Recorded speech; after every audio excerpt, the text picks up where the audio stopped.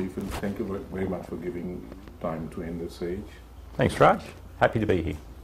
Blacktown has got the third largest community in your Indian subcontinent people, and you're taking taking a trade mission to India.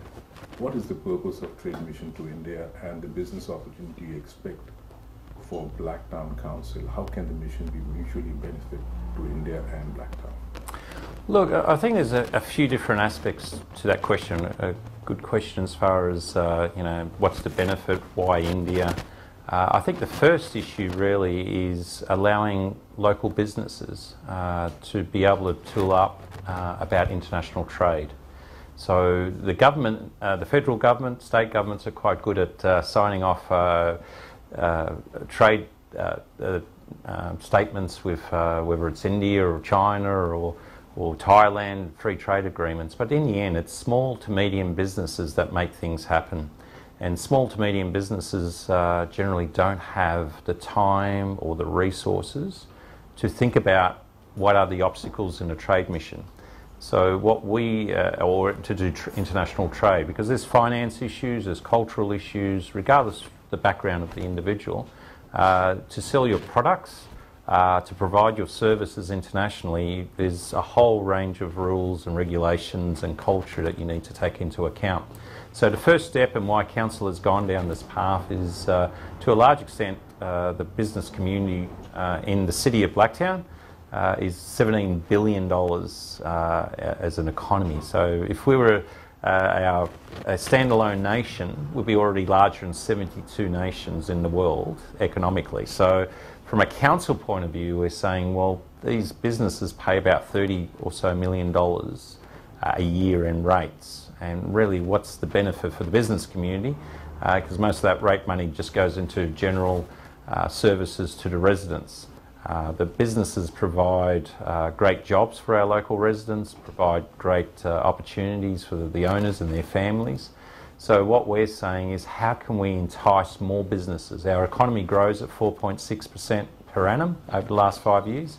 We are one of the fastest growing local economies as based on council areas in Australia.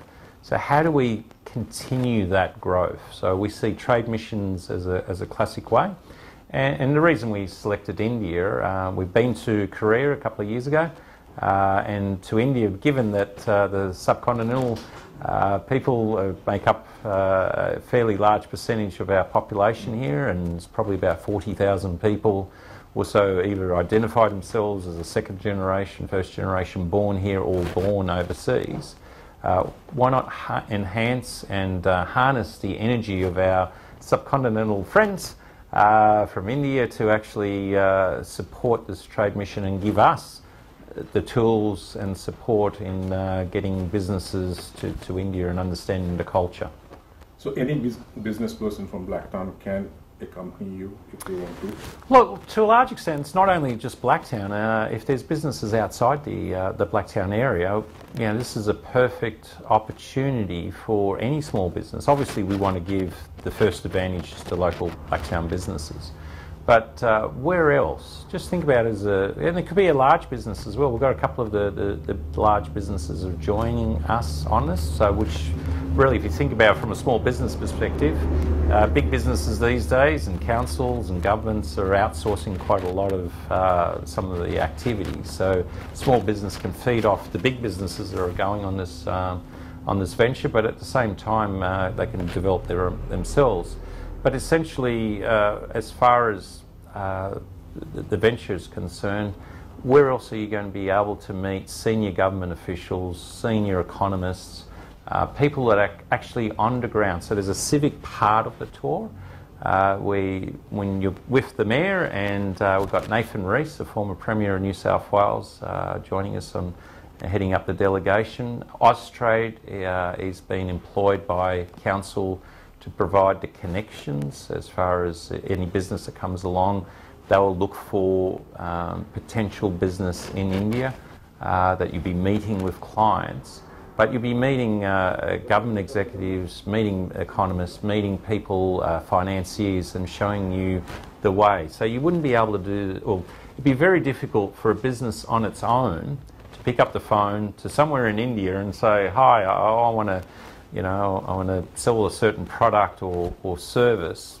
How would you know who's the first person to talk to? By being part of a civic delegation, we can, and having the support of the Indian Consul General that's very much involved in this mission and very supportive. The Australian High Commissioner in India is also extremely supportive, and as I said before, Austrade. So this is a perfect opportunity to get connections that you would never get on your own. And if you ever hit a hurdle, so after this mission, whether you actually continue to do business or not, you'll have contacts around the place, so you could pick up the phone to the High Commissioner in the Indian High Commissioner in Australia, or the Consul General, or overseas. So you'll never get this on your own. This is a fantastic opportunity to learn whether you want to do international trade or not, and India is the example. Since you said Austrade is I always wanted to take help of Austrade to source products, and so it will be a good opportunity for a small medium to be a part of the delegation. Whom should we contact?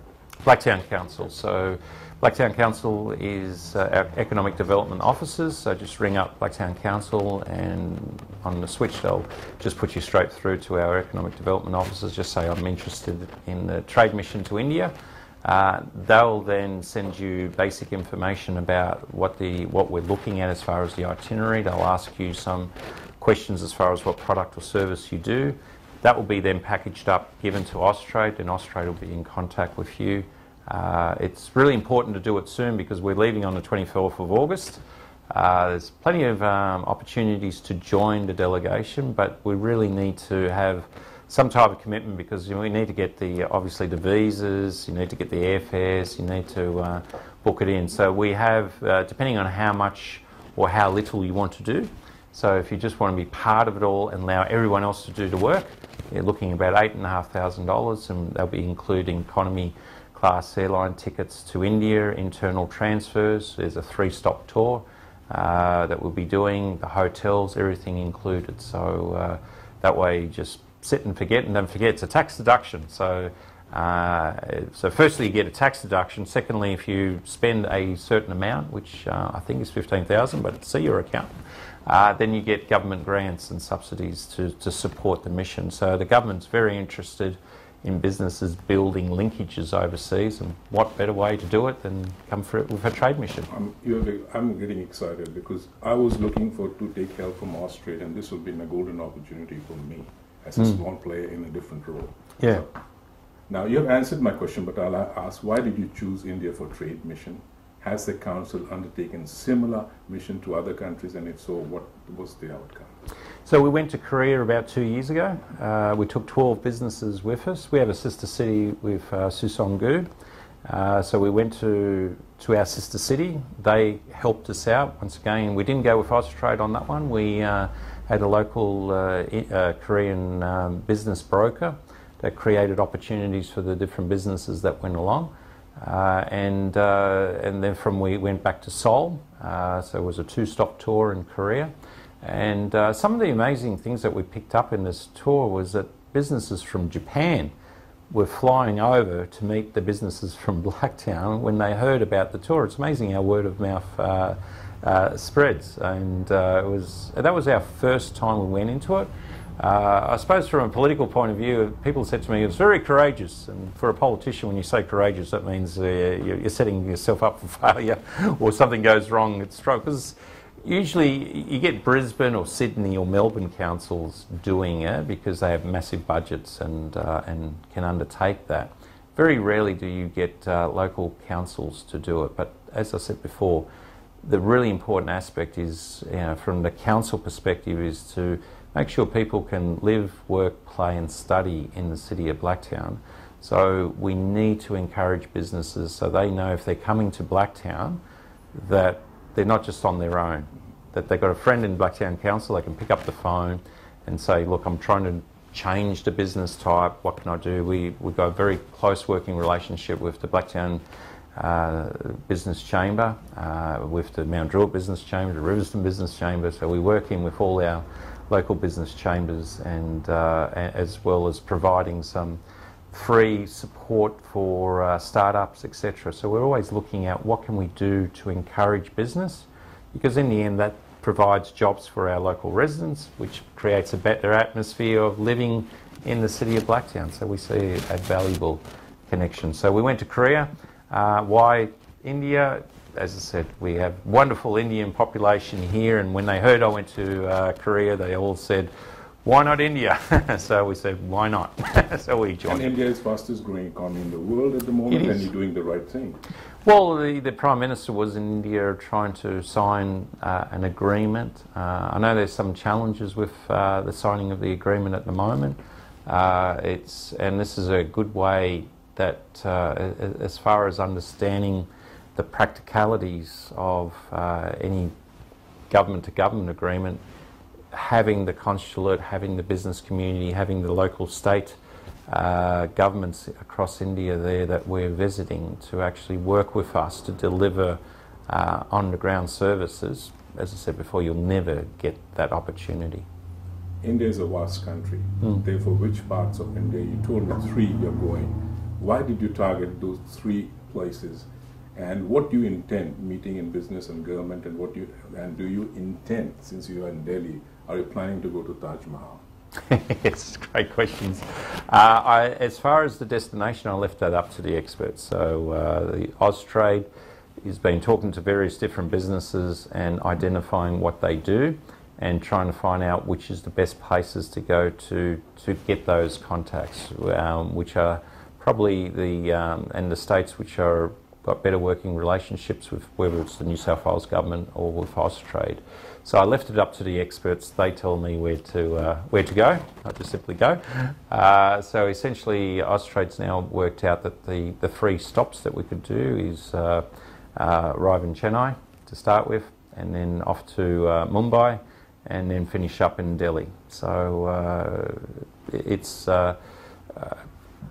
ideally for the 3 areas which presents, and I know there's many other areas, and many of your viewers are probably saying, why not my town? It's a fairly big country, and if this is successful, we can do other trade missions into the future. But I relied on Austrade, depending on the businesses that are going. And as I said, this is not only just to do business. So success of this is different to, I suppose, how the federal government would rate it, how many contracts are signed. A lot of these small businesses, medium businesses, or even big businesses are for the first time meeting with people. And once again, the protocols usually through Asia and Southeast Asia is that, especially of smaller businesses, even for large businesses, you never meet the top person. You usually meet the rank number 4, and you could sell them any product or service and they'll say how wonderful it is.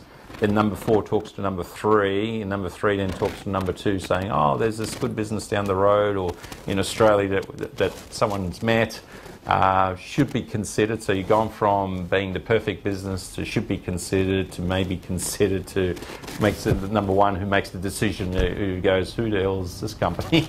So having a trade mission with us, suddenly, because of the way the culture works, so if you have the mayor there or the premier, because no one talks about in Australia and the Commonwealth countries, we have this title called the former premier. From the US or anywhere around the world, once you're a premier or a prime minister, you keep that title. So we got Premier Nathan Rees coming with us. So having the mayor as well, if it adds value, the title, they seem to like mayors in India. So by having us there, you suddenly go from number 4 to number 1. So the senior business people usually now want to be part of, to meet us and to learn about Australia. So from their perspective, they're learning about Australia and Blacktown in particular. From our business perspective, the businesses are going, they're learning how to do international trade with India and being managed through those cultural challenges. As we all have different ways of doing business, it's very important that we get guided along in that process. Are you tying up with any of the councils in any of those cities? Yeah, so there's a civic part of the tour where I'll be helping the businesses as much as possible, but there'll be elements where they're doing the heavy, intensive negotiations after, I've done the welcomes and met and got a bit of an understanding. Then I'll duck off to whether it's the local state parliaments or local councils to meet up, say hello, and trying to build that relationship between our council and how things are done, and how they're doing it. So essentially, like last week and the last couple of days, I've been at the Asian Pacific City Summit, and it's great and it had 150 mayors from around the world, including India and Pakistan and Nepal. It's great to actually meet with different mayors around the place, and in the end we all have the same challenges, whether it's homelessness, whether it's poverty, whether it's sustainability, dealing with rubbish, managing the council budgets. It's great to put Blacktown on that world stage and talk about our trade delegation. So this is where we can learn from each other. You're going to Chennai, and Chennai is into the worst drought at the moment. There's a huge shortage of water, drinking water there. Yep. And there's a lot of opportunity in that area for you or your business delegation to help, because India definitely needs desalination and other things and other ways of securing water for future. Yeah, absolutely, and there's obviously Sydney has a desalination plant, and there's actually a mobile desalination plant, you just reminded me, of which Council and Kids West and the Blacktown Chamber has organised. Kids West actually organised the funding for one which is going out to rural areas. It's a mobile unit that cleans water, the bore water, smaller units, so that may even be something worthwhile that can move from place to place to clean up the water for a certain number of people that can access it straight away. So there's different opportunities, you're right. The India Independence Day is coming August 15. Is Blacktown Council planning to host Indian flag somewhere in Blacktown? Yes, in the village green we'll be hosting a flag raising ceremony where there'll be some Indian events as well as the singing of the anthems of both Australia and India. So they'll be undertaken, and it's great to have people like Meninda Singh on Blacktown City Council, Susai Benjamin with Indian origins, who are talking with the consulate and supporting us in making sure that culturally we appropriately celebrate the Indian Independence Day. It's the 150th birthday of Mahatma Gandhi, and Parramatta has got the bust. Now, is Blacktown thinking of anything on that track, or planting trees, or having a statue? Is there any plan for that? All of the above, yes. So essentially we've planted 150 trees to celebrate the 150th birth year of Gandhi, and we've already done that. So that's been planted in Harper's Bush down in South Blacktown there on Reservoir Road. So that's been successful, and once again the Indian consulate was out there, and the range of councillors and federal MPs, etc. So we were all together there with the community, and we are now negotiating for a similar statue to be brought to Blacktown. So we're just identifying the right location, and hopefully we'll have a statue of Gandhi in Blacktown. Because Government of India will be more than happy to supply you the statue free of charge, I'm quite sure. They are, they've said that, so, but I think it's the important aspect is getting community support, which I don't see much of a challenge, but working out the exact location. I think a person of Gandhi's stature needs to be placed in a prominent location and has to have some type of theme around why we're placing it. It's no use just putting in any old park. We've got to treat him with absolute respect. I like the way giving respect and giving it to the right place. That's very, very important for a person of Gandhi's stature. Now, 550th birthday anniversary of Guru Nanak is coming. Is Council planning something on that? Yes, Mininder Singh approached me in the temple saying, what can we do? I think such a significant anniversary, we should commemorate it, so we'll be doing a civic reception, bringing in, essentially having a dinner, hosting an event with leading community members from the Indian community, and having an event to mark the significance of it. So it won't be a big fanfare, but I think given the religious significance of it, we'll have about 100 people or so invited to have a dinner and to have a talk from the leading lights who can explain to the rest of us the significance and how it's the wonderful impact it's had on the Indian community, and obviously everyone that's living here from the Punjab region, the Sikh religion, how they've actually impacted positively on our local area. So they're fabulous for our local area, but I think as a mayor we need to appropriately commemorate the event. I wear two hats. The other hat is I work in the healthcare industry, and I'm a first generation migrant here, getting old, and I see a need for aged care for myself. I'm being selfish here. Yes. And if the But you're looking good health. I'm thinking 20 years down the line. Because the other day I was in the Spanish aged care in Rudy. Fabulous, yeah. I met Martha, who was running a fantastic, such a small, tiny community, but they have such a fantastic place where people can retire peacefully with all the. We don't have anything like this. So, in case the community decides and raises money on their own and plan to have an aged care facility in Blacktown, will that group get some support from you, not monetarily, the other way? Look, it's very important, any community group that wants to do a facility, and aged care is such an important way.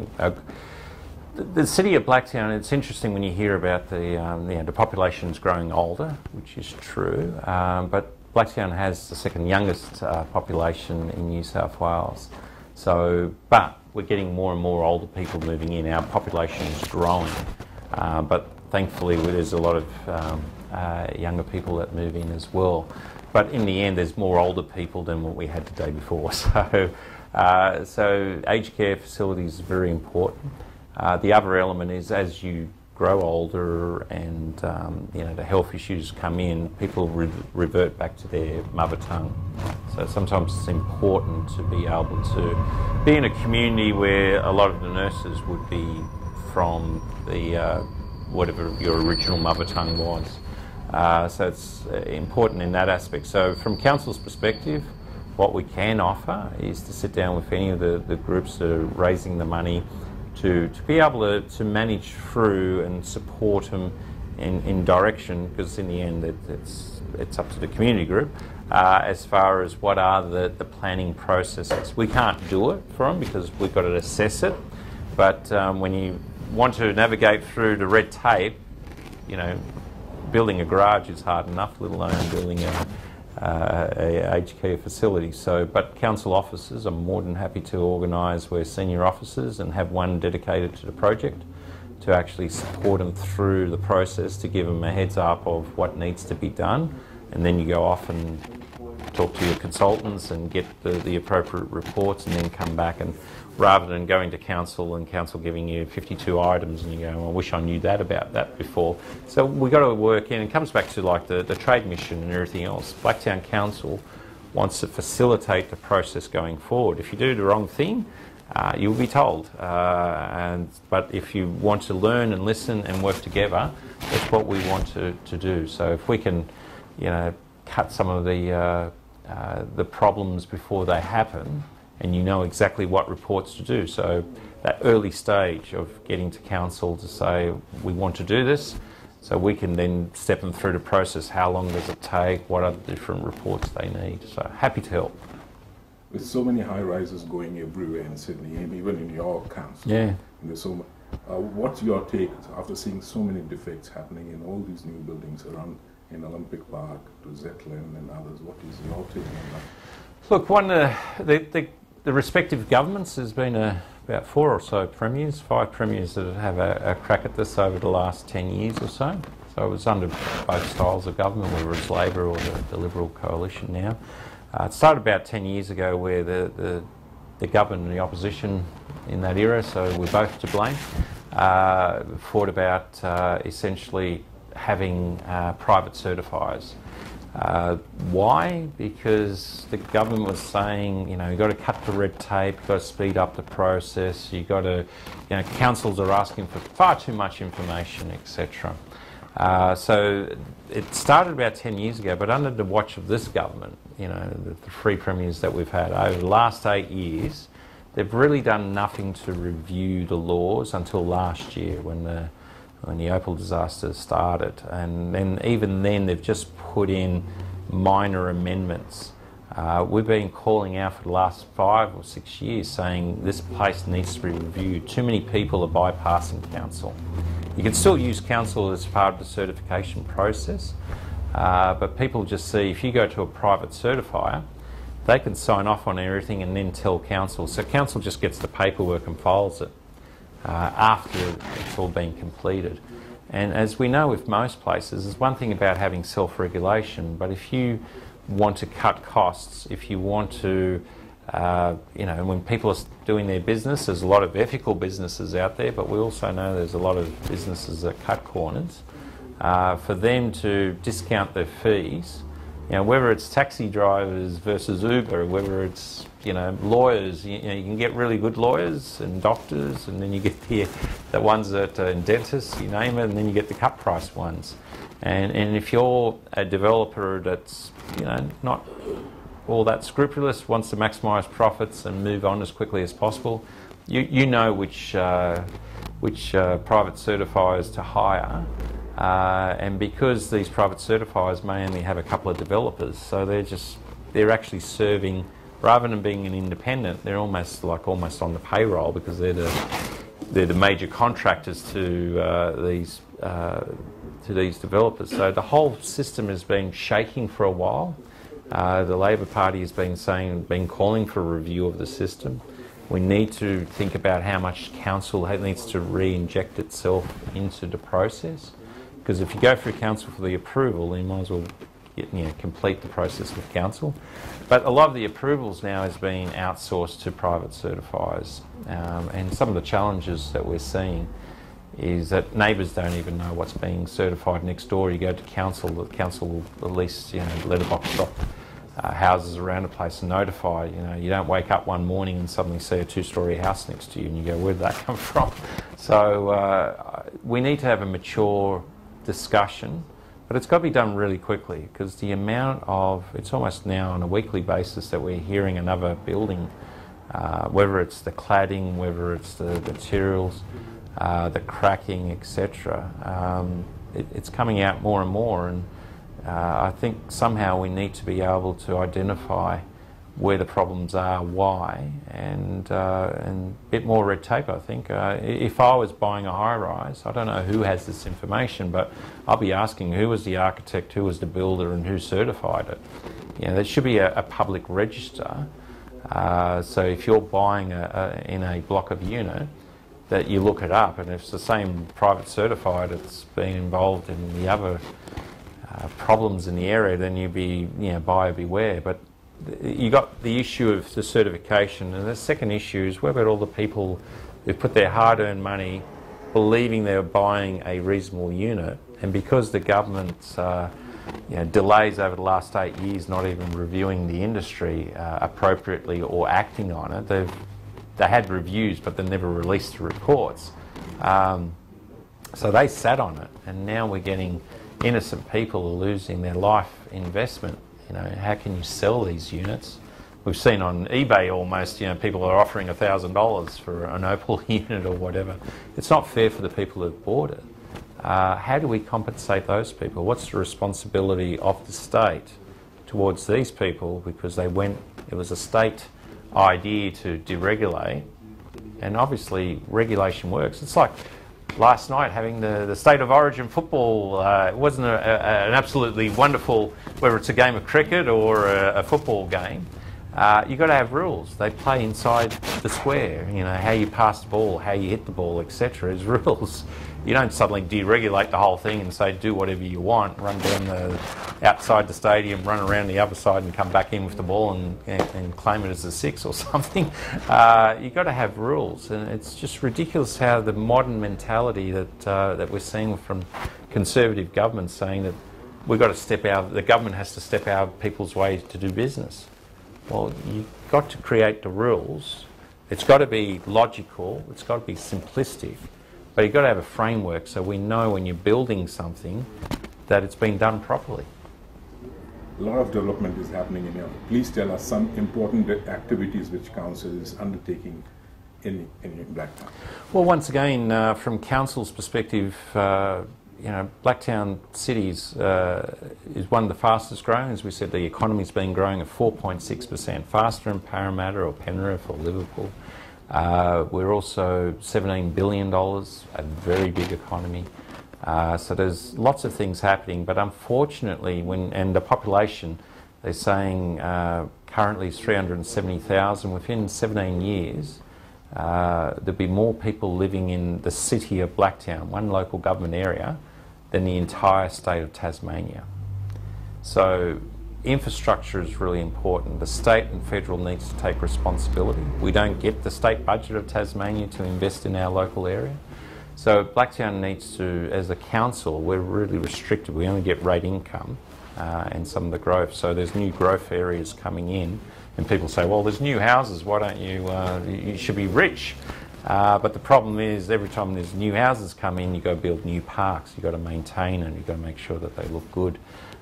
Whether they're library services, swimming pools, football fields, etc. We've got to childcare, we've got to provide services. So just because you get a couple extra houses each year doesn't mean that, you know, council profits from it.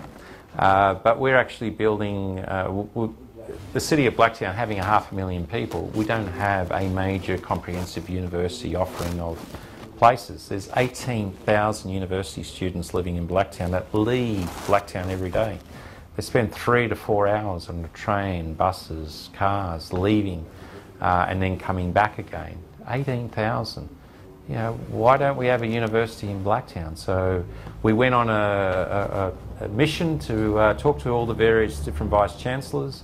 The Australian Catholic University, ACU, is the first one put up their hand to say we want to invest in Blacktown, we want to build 2 major buildings in the Blacktown area to house the university students, you know, so which is great excitement. So that starts over the next couple of years. Nursing and teaching and business will be and philosophy will be the 4 major areas that they start with. I think as they develop diplomas and degrees in those areas, you'll see other universities specialising in what they're good at.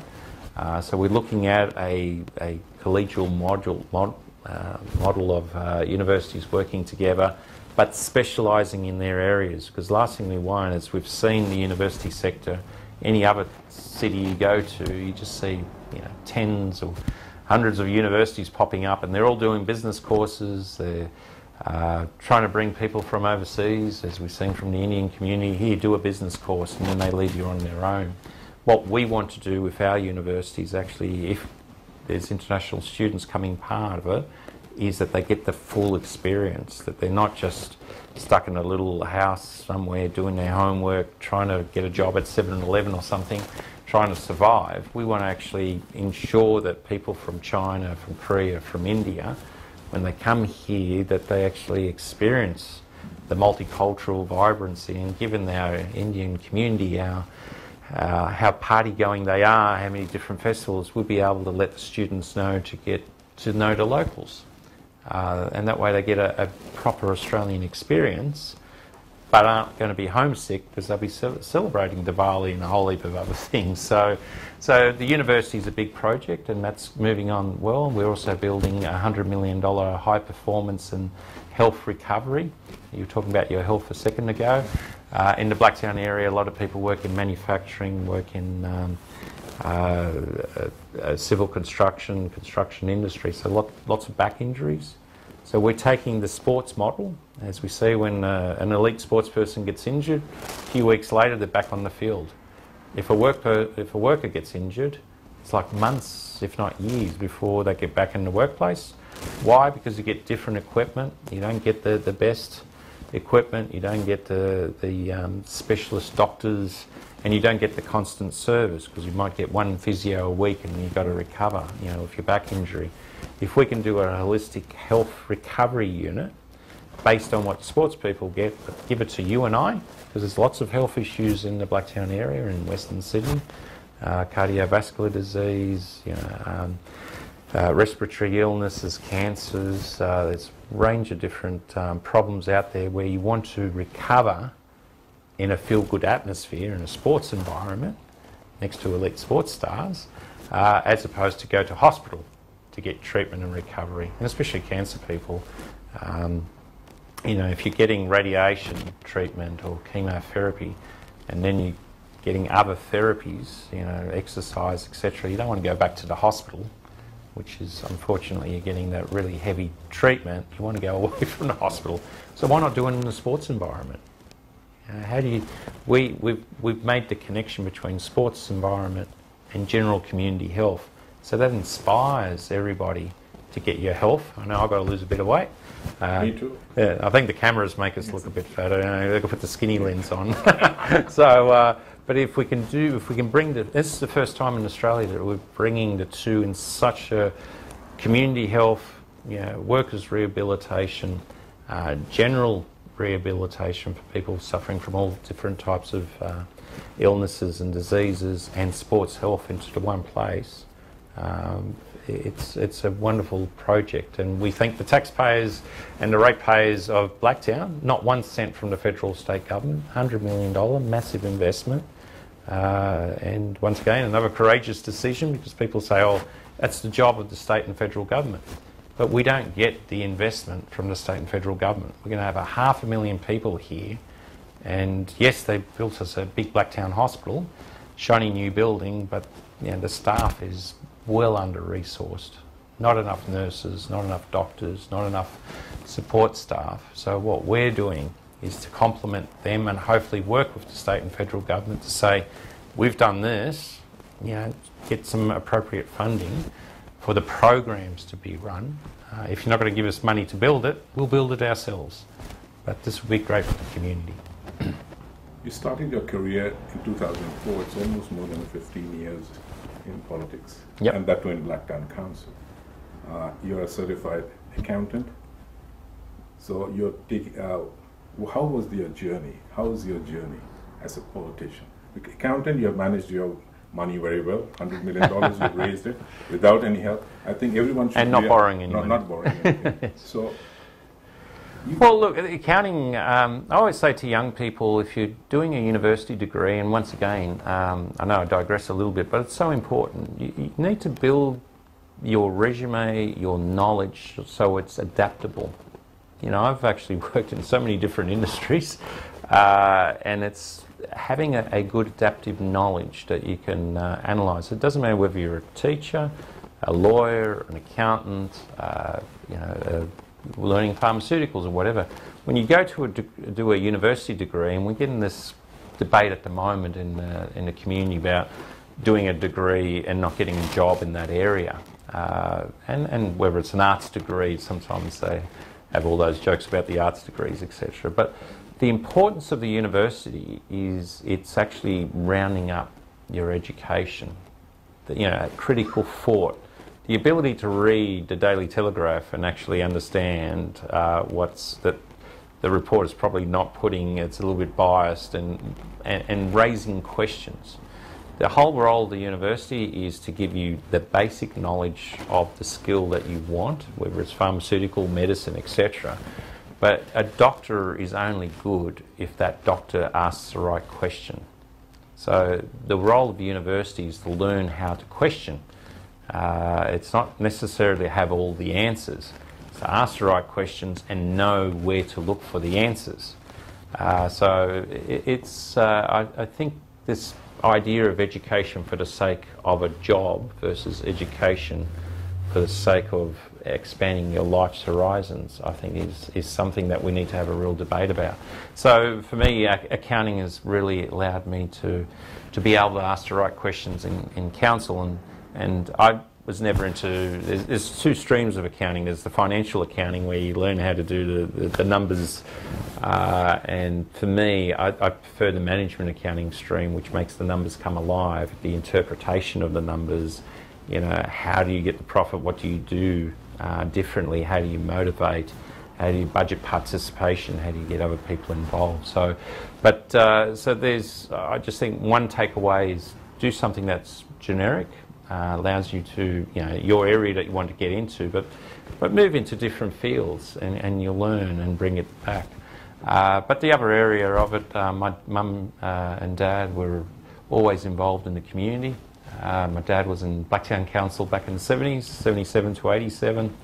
Took me another 20 years before I decided to, or longer before I went. I never really sought public office. The opportunity came along and I was at the right place at the right time. So I went for it in 2004. But I've always been involved in community groups, whether it's the old Blacktown Migrant Resources Centre, now called Sid West, whether it's Business Advisory Services Incorporated, BASI. I was the director for a not-for-profit business support group, you know, teaching and mentoring and supporting, you know, the basics of business for small business so they can go and know what to look for. So I've always been involved in the community and fell into politics, essentially, I suppose. I've always been involved in the Labor Party. And, to show my age a bit, as a kid I was handing out for Got Whitlam. I remember those elections. So, you know, my dad was, as I said before, was heavily involved in the Labor Party, and you do what your dad does, don't you? So you go to the same events, and it was fantastic. So I've learnt about community service there, and I think it's probably sometimes lacking with some politicians. If you want to go for politics as a career option, it's probably better careers out there than politics, because there's so much community service, so much time that you need to spend away from your family to make sure that, you know, the whole, it might be a cliche, but the whole community is your family. You know, you're there for everybody to try to ensure that the best for your local community. And I'm very passionate about Blacktown, lived my whole life here, and hence the university, the High Performance Centre and other projects that we've worked on. What is best for Blacktown put us to the forefront. It's a pleasure talking to you, Stephen. Thanks, Raj. And wish you all the best for your trade mission to India. Thank you. Hopefully you might join us. I will. Australia's first Indian magazine to have a national reach, Indus Age is the largest circulated South Asian magazine in Australia with 5 simultaneous editions, 55,000 copies printed monthly, 220,000 readers, largest network of clients, undisputed leader in community news. Indus Age is circulated in Sydney, Melbourne, Adelaide, Brisbane and Perth to over 525 outlets. Grab your copy now to get the latest on the community, news from India, Bollywood, music and much more. For more info, log on to www.indusage.com.au.